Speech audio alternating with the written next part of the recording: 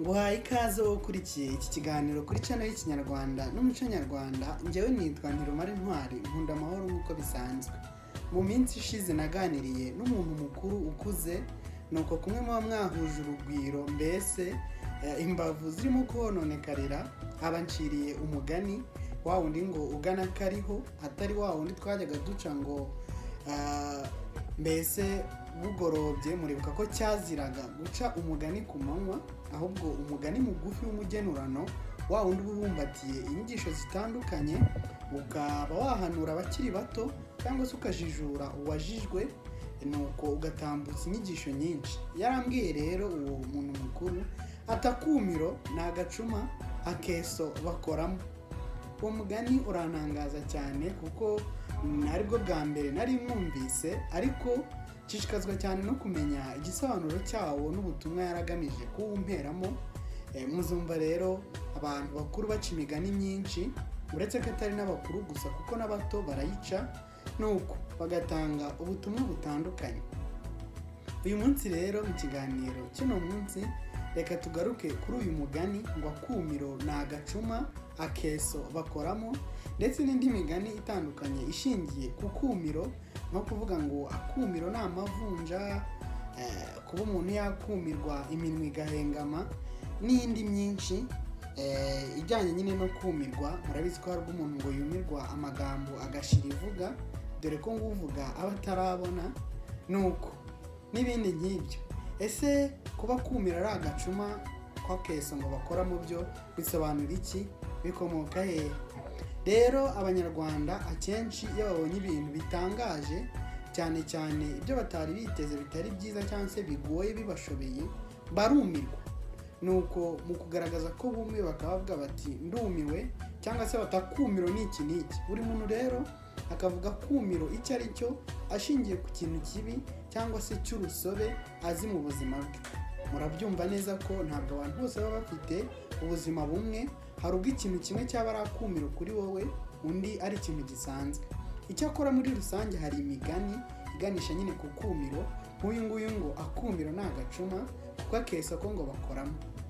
Impamvu rero icyo uyu mugani usobanura cyangwa se aho ukomoka, nyine abazi ibikoresho bya Kinyarwanda cyane cyane nk'abakuru mudukurikiye muzi agacuma kaba gafite ijosi, icyo twagereranya n'ijosi cyangwa se wenda umukondo kuko ariho dufata, rinyunyutse cyane ritoya ugereranyije n'igice cyo hasi nyine kijyamo nk'urwagwa, umutobe cyangwa ikindi kintu barimo kunywera muri ako gacuma, hanyuma no hejuru ku munwa hejuru.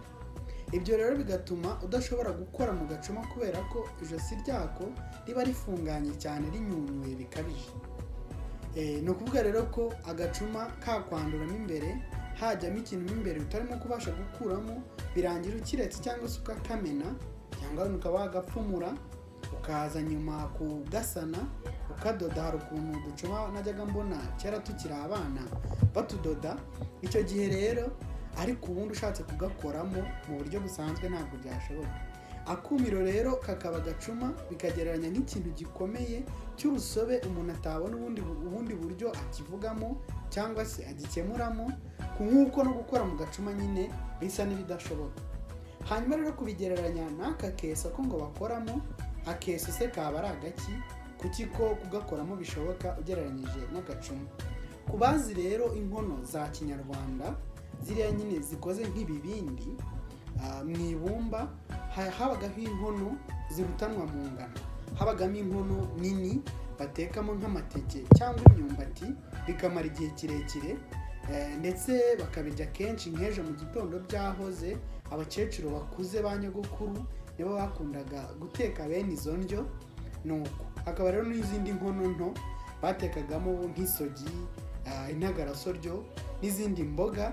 Barishaga nyine ibyo bindi bikomeye nk'amateke, imyumbati, ibijumba, ibikoro n'ibindi.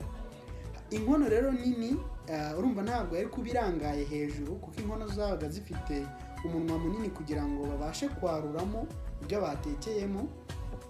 Bakoraga rero kandi kantu k'agakono gato ko gupfundikiza iyo nkono nyirizina, ko kabaga ari gato ariko n'ubundi ari agakono nako gafite umunwa wako, gafite n'umwanya w'imbere ushobora kujyamo nk'amazi make, nka litiro imwe cyangwa wenda imwe n'igice ngereranyije, icyo gihe rero ako niko kitwaga akeso, kubera ko kabaga gakoze mu buryo bw'inkono, ko byarashobokaga kugakoramo wenda ukaba wakozamo imbere cyangwa se ukabikamo nk'utuntu kaza kudukuramo.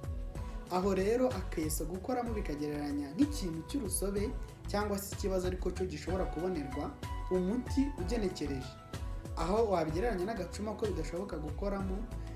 Ubwo rero bigasobanura ko ibibazo birutanwa, habaho ibibazo bimwe ushobora kugerageza kuvugutira umuti, hakabaho n'ibindi by'urusobe uzibukira ukavuga utakumiro ni agacuma ndumiwe sinabona icyo ndenzaho, naho akeso bakoramo. Uzumva rero n'abandi bavuga ngo akumiro ni amavunja.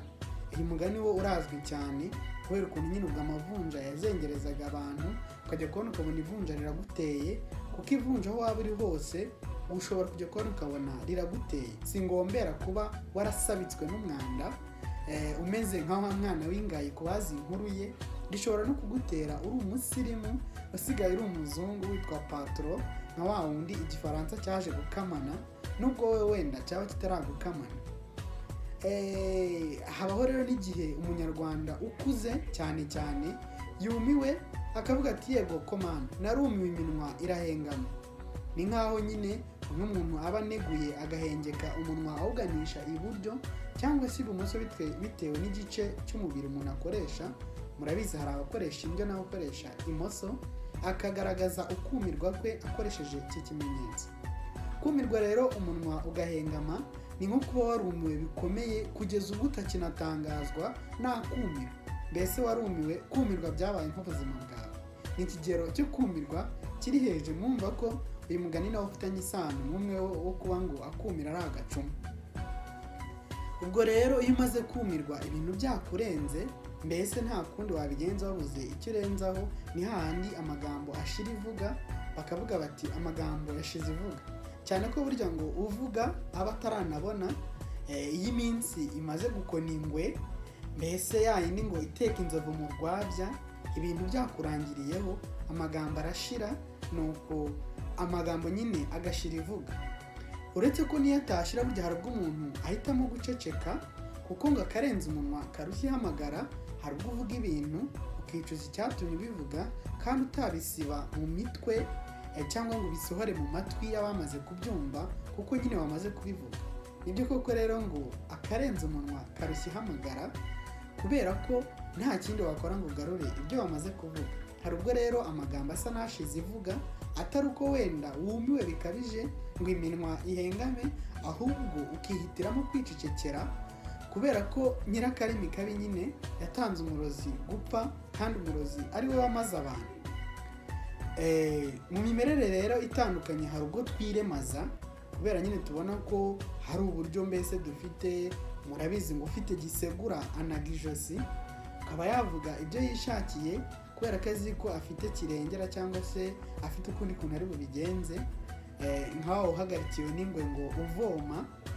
Icyakora iminsi yakomera nyine, mbese kwa kundi uri mu mazi abira, ibintu byagucanze wabuze icyo ufata n'icyo ureka, cyangwa se wumiwe wahuye n'ikibazo ukakiburira igisubizo, ukabura icyo warenzaho, ukaruca ukarumira.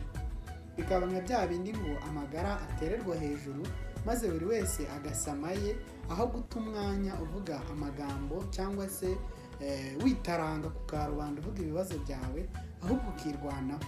Iyi migani rero yose n'izi mvugo ziraganisha ku bikorwa umuntu akoreshwa no kuba yumiwe, mbese ibintu byamurenze mu buzima, yabuze icyo afata n'icyo areka, kubera ko abona ko ibintu biri ku rundi rwego. Niho rero umuntu mukuru yigeze kumbwira ati ucumbagira ineza, inabi yaza ukaguruka. Iyo rero uri mu minsi myiza nta kibazo ufite, nta kikuraza udasinziriye, uraniha, agakomye kose ukaniha, uzabibonera nk'iyo ufite ubwishingizi bwo kwivuza n'ubundi buryo bwose ushobora kubona ubuvuzi. Urwara ibicurane cyangwa se wagira kandi kamenyetso gasanzwe, ugahita wirukankira ku bitaro. Nyamara iyo nta bundi buryo ufite, cyangwa se wenda kubera mikoro n'ubuzima ibintu bikaze, ushobora no kurwara umusonga cyangwa ukarwara inzibyi, ugahangana nayo, ugashyiraho imiravumba, ugashyiraho imiti ya kinyarwanda itandukanye, mbese ugakamuriraho utwatsi tugiye dutandukanye najyaga mbona dukoresha kera tukiri abana, cyangwa se ugashyiraho n'icyomoro kubera ko nyine nta kundi ufite ubigenza. Nibyo rero ngo umuntu acumbagira ineza mu minsi myiza, ariko inabi yaza akaguruka nyine ashaka gukiza amagara ye, ashaka kwitabara. Ngiyo rero imigani twari tugarutseho uyu munsi mu kiganiro cya none. Nizere ko mwasobanukiwe n'icyo igiye isobanura, cyane ko burya ngo umugani ugana kariho kandi ukuri kugashirira mu biganiro. Mwakoze cyane kudukurikira, ibiganiro byacu nakagaruka naho ubutaha.